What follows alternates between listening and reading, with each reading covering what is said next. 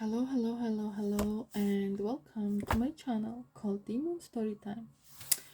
Thank you so much, guys, for coming to my channel. For your likes, comment, donations, support, any kind of support, I highly appreciate it. Thank you so much.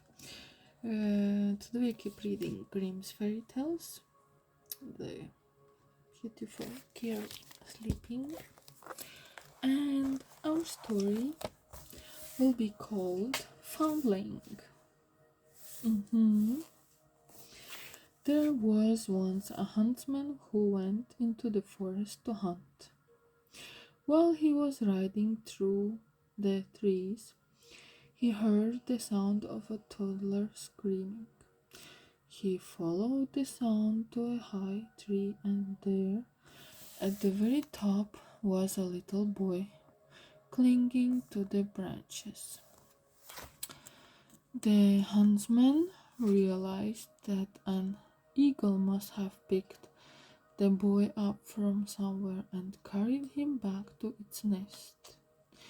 He climbed up the tall tree, took the crying child carefully in his arms, and said kindly, "Don't cry, I'll look after you. I will call you Foundling because I found you. You will live with me and grow up with my little girl Lina." And that's exactly what happened. As the years passed, the two children came to love each other dearly. If they ever had to do anything on their own, they were sad until they were together again. Now the huntsman had an old cook called Sarah. No one had one idea that she was actually a witch undercover. One evening, Lena saw Sarah crying. Two buckets back and no, she saw her carrying two buckets back and forth from the spring again and again. "Why are you fetching so much water?" Lena asked. "You must promise not to tell anyone," ordered the old woman. "Early tomorrow morning, while your father is out in the forest, I'm going to brew a spell. I need to heat a huge kettle of water to boil up my special ingredient." "Little boy, what?" Lena gasped, and her eyes widened bigger than saucers, but she didn't say a word. The old woman shuffled off to fetch more water, cackling under her breath. Next morning, the huntsman got up before sunrise, as usual, and went out in the forest. Lena heard him leave, for she was so worried that she hadn't closed her eyes all night. She shook Foundling awake, signaling for him to stay quiet. "I will never leave you," she whispered to her brother. "And I will never leave you," the little boy whispered back. "Then trust me. Old Sarah is a witch and is planning to kill you. We must run away right now. Right now." So the two little children got dressed quickly and slipped quietly out of the house. By the time old Sarah had got up and had set the huge pot of water to boil, they were well away into the forest.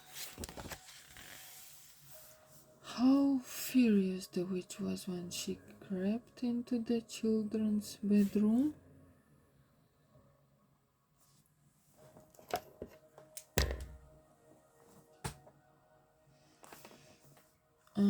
And found them gone.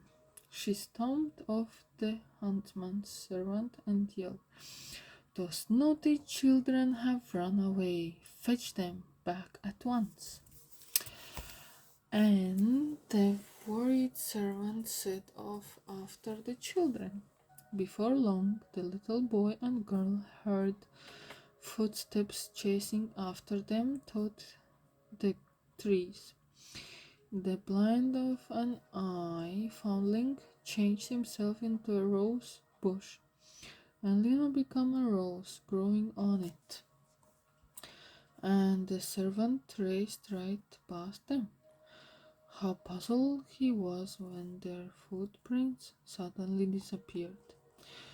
The trail was lost. There was nothing for him to do but traipse back home. "Where are the children?" old Sarah screeched when she saw the servant returning from the forest alone. "I followed their footsteps, but they just led to a little rose bush with one rose on it," the servant explained. Then the old cook roared, "You fool! You should have cut the rose bush in two and broken the rose off and brought it to me. I suppose I shall have to go and bring them back myself." And she set off, hobbling and limping into the forest, all the while muttering to herself about how stupid the servant was. After a while, the children heard the old witch coming. In the blink of an eye, Foundling turned himself into a pond, and Lena became a little duck, floating on it. When old Sarah came, huffing and puffing up, she stopped for a moment at the pond to take a drink. As she leaned over the water, the duck seized the witch hair in its beak, and the witch, one great half, took her right into the water. The old witch drowned. Probably she didn't know how to swim. But the children went home happily together and lived comfortably for the rest of their days. Very nice. That's it, my dear. See you next time. Bye.